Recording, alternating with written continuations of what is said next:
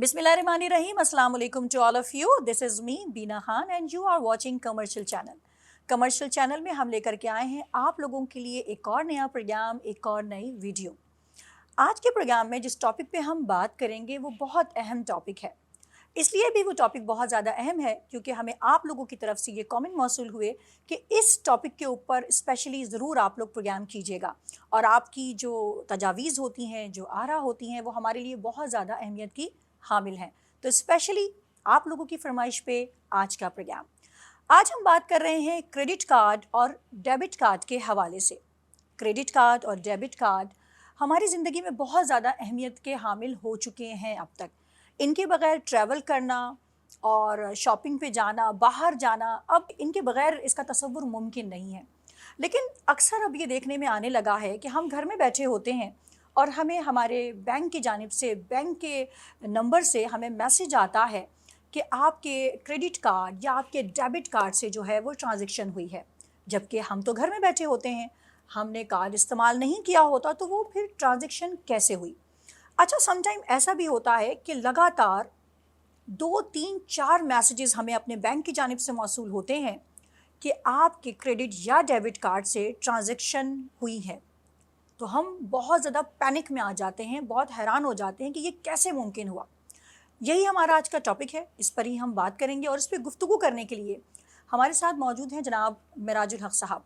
मेराजुल हक साहब जनाब एक बहुत ही मारूफ पर्सनालिटी हैं, एंकर पर्सन भी हैं, एक्स बैंकर भी हैं, एक बिजनेसमैन भी हैं।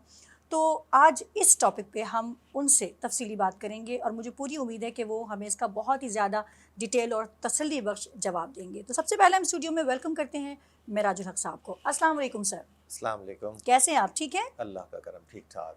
मेराजुल हक साहब, आज मैं अपने व्यूवर से भी बात कर रही थी कि हम घर में बैठे होते हैं, ठीक है, और अचानक से हमें बैंक की तरफ से मैसेज आता है कि जनाब आपके जो क्रेडिट कार्ड या डेबिट कार्ड से उसे ट्रांजैक्शन हुई है, ठीक है, और हम परेशान हो जाते हैं क्योंकि हमने तो अपना कार्ड, क्रेडिट कार्ड इस्तेमाल ही नहीं किया होता।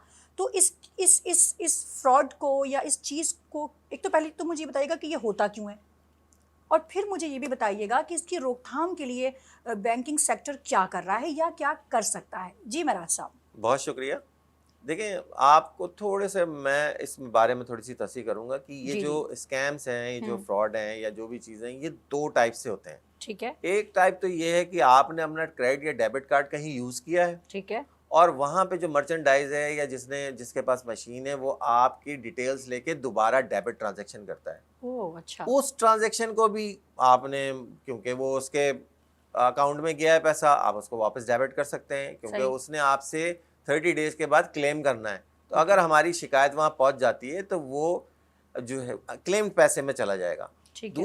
दूसरा जो ये फ्रॉड और स्कैम है वो ये है कि लोग आपको एक नंबर से कॉल करते हैं और वो कहते हैं आपके पास एक पिन मौसूल हुआ है, तो हम बैंक से बात कर रहे हैं और हमें ये पिन आप बताएंगी तो हम आपकी साइट चीज़ें अपडेट कर देंगे, या कोई भी XYZ बात बताते हैं। ठीक है। अच्छा, सबसे बड़ी बात ये है कि अब जो कॉल्स आने लगी हैं, वो आपको कॉल जो रिसीव होगी वो आपका जो बैंक का फीड नंबर है उसी से आएगी। ठीक है। वो अब कौन सी टेक्नोलॉजी है इनके पास, ये तो इसके इन्वेस्टिगेशन FIA का काम है, ये मैं नहीं बता सकता। अब आपके पास एक कॉल आई, आपने बोला जी ये पिन नंबर है, आप हमें बता दीजिए। आप जैसे ही उसको पिन नंबर बताएंगे, वो उस पिन से आपका अकाउंट डेबिट करके और किसी को क्रेडिट कर देगा, क्योंकि ये ट्रांसफ़र की एंट्री है, इसमें कैश जो है एक्सट्रैक्ट नहीं किया जा सकता या कैश विड्रॉल नहीं हो सकता। ठीक है। तो यहाँ पे अब ये 2 टाइप के फ्रॉड हो गए। अब आपने एक दफ़ा तो ये हो गया कि आपने आपके पिन नंबर लिया, आपके ट्रांसफ़र हो गया। दूसरा, जहाँ आपने कार्ड या डेबिट कार्ड या क्रेडिट कार्ड इस्तेमाल किया था, उसने आपकी सेकंड ट्रांजैक्शन आपकी डिटेल की मौजूदगी पे, या दुनिया में ऐसा होता है कि जहाँ डेबिट कार्ड और क्रेडिट कार्ड, डेबिट एक आपके पास एक फॉर्मेट होता है, आप फॉर्मेट साइन करके आप अमाउंट लिख देते हैं कि you are allowed to debit $100 और $20। अब जो लोग तो बड़ी कंपनी वो दोबारा नहीं करती, लेकिन ऐसे जो बीच में आपको लोग मिल जाते हैं फ्रॉड करने वाले, वो आपका कार्ड भी डेबिट कर सकते हैं और आपको पिन नंबर लेके कर सकते हैं। ये दोनों सूरतों में पैसे रिकवरेबल हैं। ठीक है। शर्त ये है कि सेंट्रलाइज बैंक अपना किरदार अदा करे, FIA का जो साइबर क्राइम विंग है वो इस पर प्रॉपर इंटेरोगेट करे और अकाउंट को या अमाउंट को फौरी तौर पे بلاک کر کے یا اس پہ الرٹ مارک کر کے اس کی انویسٹیگیشن کر لی جائے. تو یہ کوئی اتنا بڑا ایشو نہیں ہے, لیکن مسئلہ یہ ہے کہ یہاں کرنا نہیں ہے. جیسے کہ آپ نے بھی بتایا یہ ہو رہا ہے, تو اس کی روک تھام کیسے ممکن ہوگی؟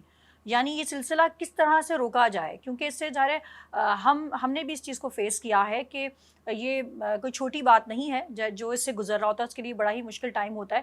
تو اس کی روک تھام کے لیے بینکنگ سیکٹر کو کیا کرنا چاہیے, یا کس طرح سے اس کی روک تھام ہو سکتی ہے؟ چلیں اس پہ بتائیے. سینٹرلائز بینک کا کردار سب سے اہم ہوگا اس میں. ٹھیک ہے, یعنی ہم اسٹیٹ بینک کی بات کریں, جی جی, آپ نے آج تک جو جتنے بھی چاہے ای میلز ہیں یا جتنے بھی آپ کے ایس ایم ایس آتے ہیں یا کوئی ٹی وی پہ آپ کو ایڈ آتا ہے, اس میں صرف آپ یہ سنتی ہیں کہ آپ کو فراڈ سے پہلے کی پریکاشنز بتا رہے ہوتے ہیں. ٹھیک ہے, وہ یہ بتا رہے ہوتے ہیں کہ جی اگر آپ کے پاس کوئی ایسی کال آئے تو آپ نے پن نہیں دینا ہے, یا آپ نے اپنا پاسورڈ کسی سے شیئر نہیں کرنا ہے. دیکھیں یہ وہ باتیں ہیں, یہ تو اویئرنیس باتیں. جب آپ کے ساتھ فراڈ ہو گیا تو اب کوئی ہمارے ساتھ ظلم تو نہیں ہو گیا نا کہ جی پیسے ڈیبٹ ہو گئے تو جی واپس نہیں ہوں گے.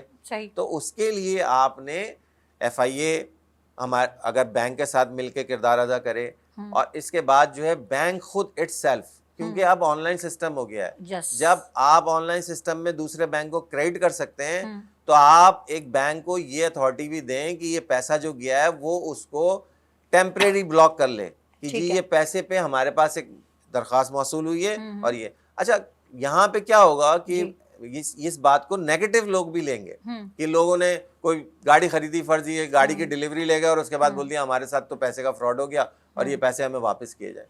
تو آپ نے اس کی پراپر قانون سازی کرنی ہوگی. قانون سازی یہ کرنی ہوگی کہ اگر یہ بندہ جس نے ہمیں کمپلینٹ کی ہے یہ خود اٹ سیلف اس بات پہ پایا گیا کہ اس نے یہ فراڈ کمپلینٹ کی تھی اور یہ کی تھی, تو اس کی بھی سزا تجویز کی جائے.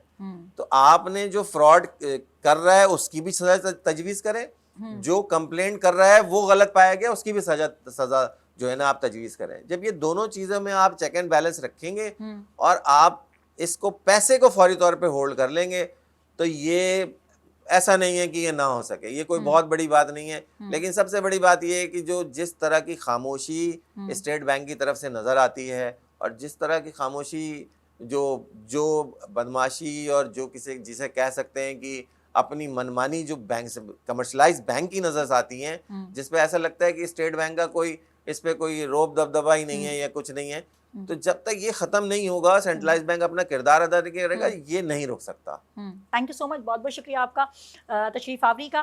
جی ویورس, ہمارا پروگرام بس اب تک کے لیے اتنا ہی, اور میں امید کرتی ہوں کہ آپ کی کافی ساری الجھنیں جو ہیں وہ آج کے پروگرام کو سننے کے بعد سلجھ گئی ہوں گی.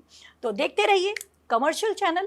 میں آپ کی میزبان بینا خان, لیکن جانے سے پہلے ضرور کہوں گی کہ اگر آپ نے چینل سبسکرائب نہیں کیا تو چینل کو سبسکرائب کر دیجئے تاکہ ہماری اور بھی آنے والی جو ویڈیو ہیں وہ آسانی کے ساتھ آپ تک پہنچ جائیں. تو چینل کو سبسکرائب کیجئے, ویڈیو کو لائک کیجئے, اور اگر کوئی سوال ہے تو کامنٹ باکس میں لکھ کے ہمیں بھیجئے تاکہ ہم اس سوال کا جواب بھی آپ تک پہنچا سکیں. بینا خان کو دیجئے اجازت. اللہ حافظ.